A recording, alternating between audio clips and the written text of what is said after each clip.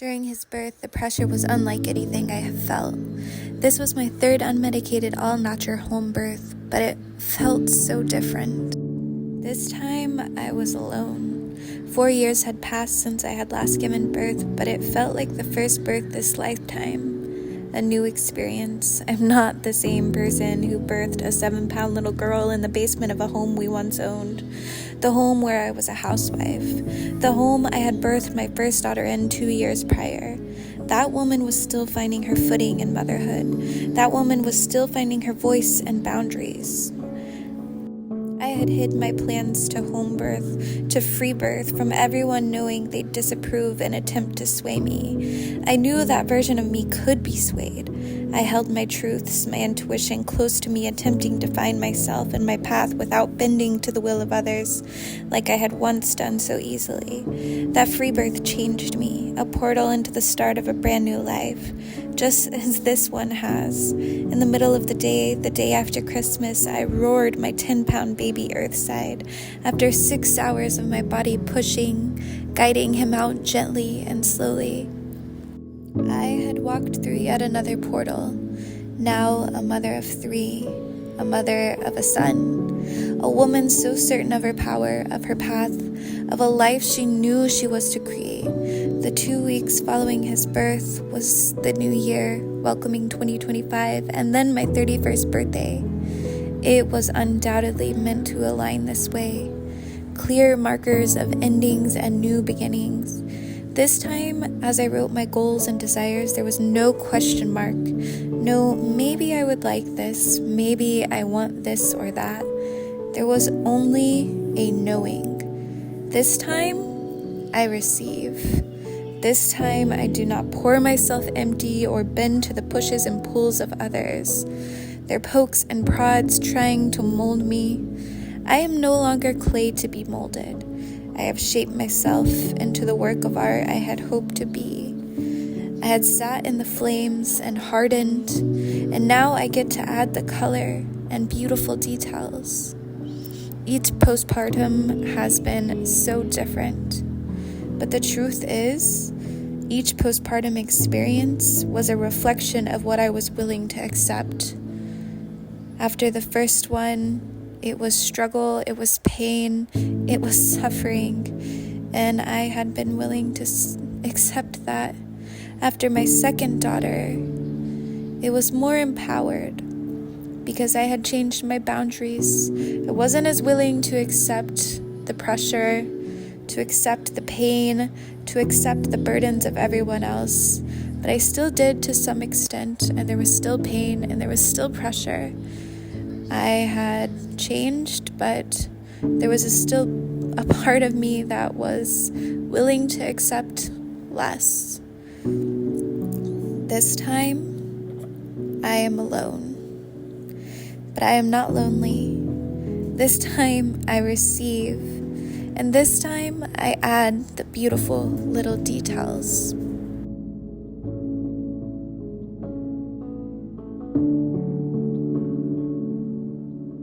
I walk delicately through this portal, the transition that is 4th trimester, with awareness that I am the creator.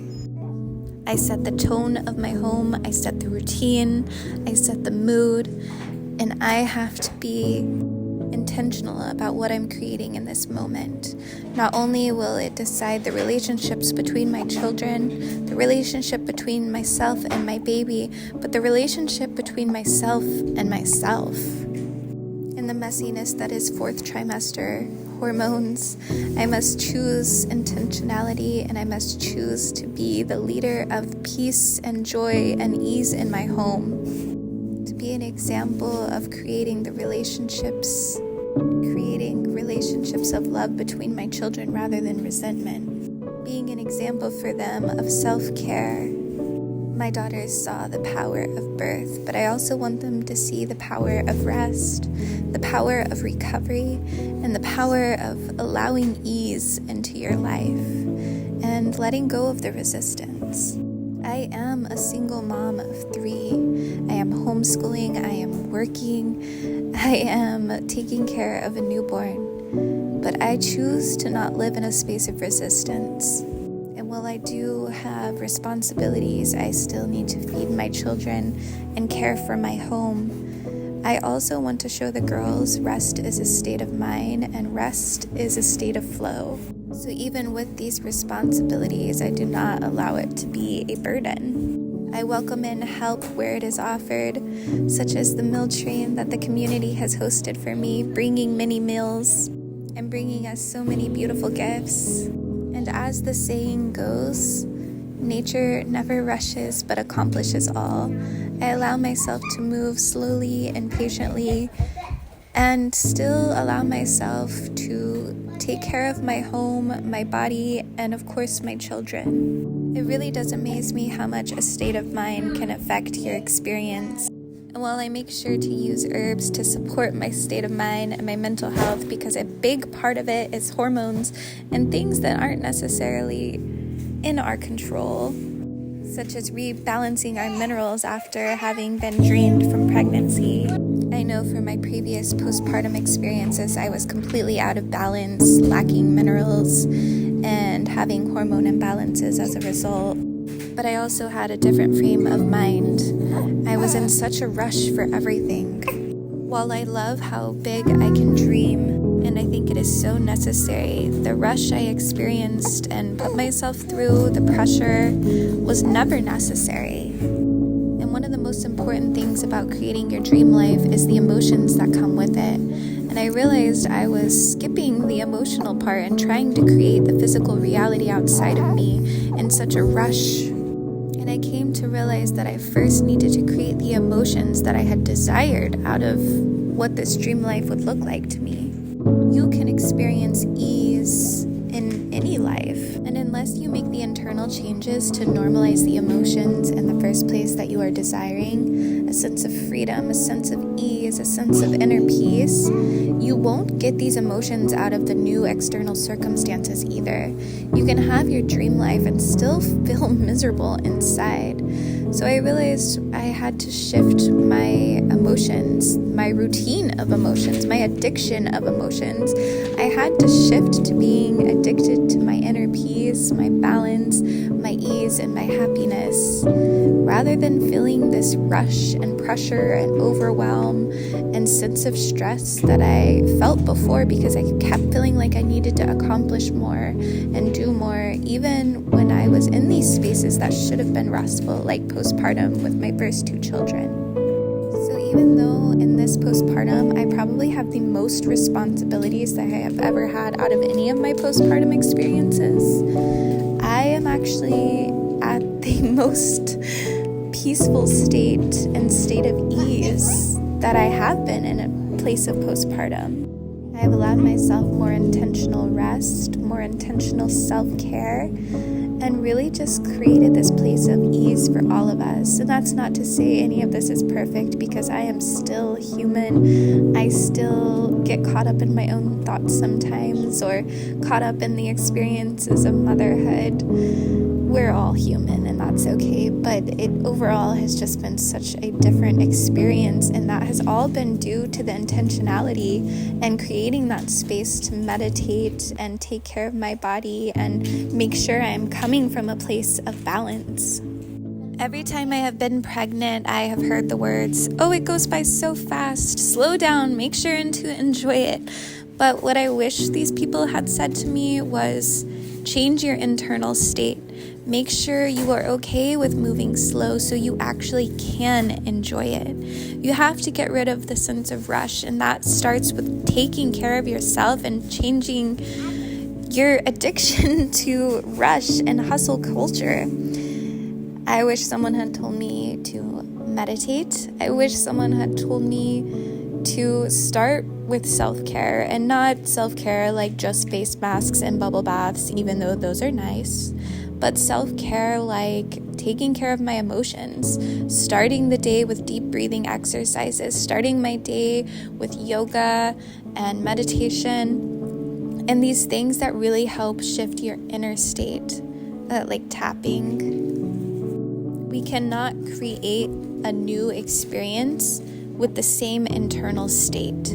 because no matter what the external world looks like, it's going to feel the same to you unless you change your inner feelings. And that is coming from someone who has traveled all over the US and all over the world. And I do believe it's easier to change your internal state, obviously, with easier external circumstances. It's easier to focus on things like meditation, self-care, yoga when you have more support. But that doesn't mean it's impossible in almost any circumstance. I made a habit of meditating, living in a van as a single mom with 2 children who I was homeschooling and had no support with. I think it just comes down to prioritizing what is absolutely needed and making sure to create new habits of it. This 4th trimester is the most beautiful I've ever experienced, and the most I've ever truly enjoyed my newborn and truly enjoyed my experience of recovery. But that didn't just magically happen. That came from me setting a basis, making sure I was taking care of my mental health to start during my entire pregnancy, making sure to take care of myself and meditate and do breath work, making sure that I was full of minerals, doing the grass-fed beef liver, the Shilajit, eating healthy, mostly balanced meals, and also like a lot of cinnamon rolls. Oh my gosh, I craved those while I was pregnant. No matter what you do, there's going to be hard moments of postpartum. Babies cry, and that is inherently stressful on a mama's brain.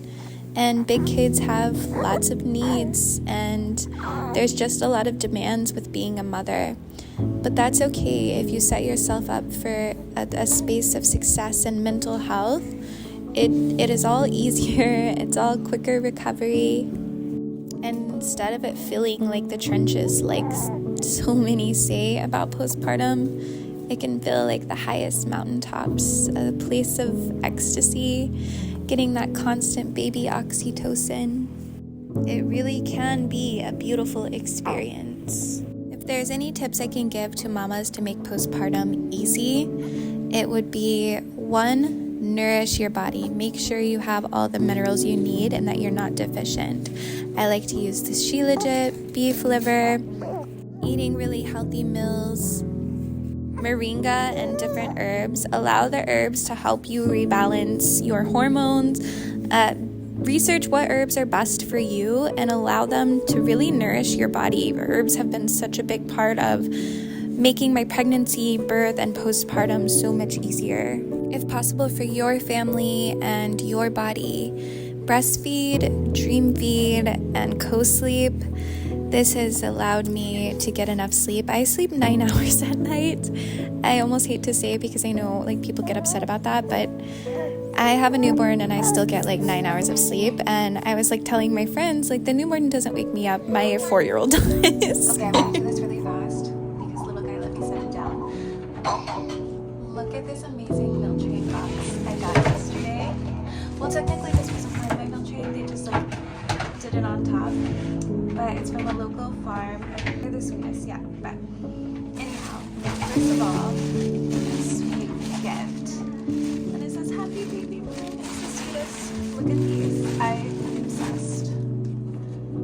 Real sheepskin baby booties. The sweetest. Farm granola.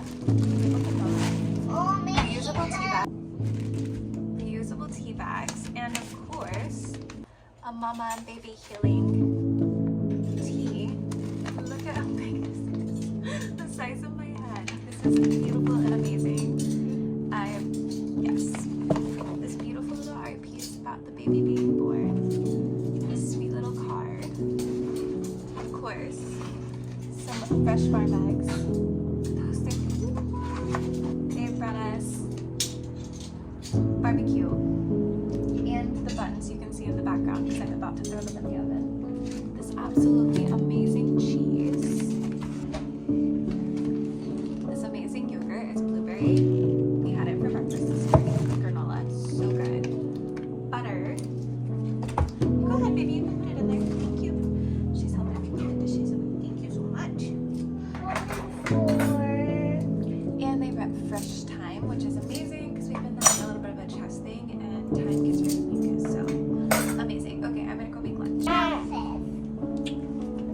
cleaned up like this. There's probably someone else there. I'm not sure. I just put the jars up there. What's your baby?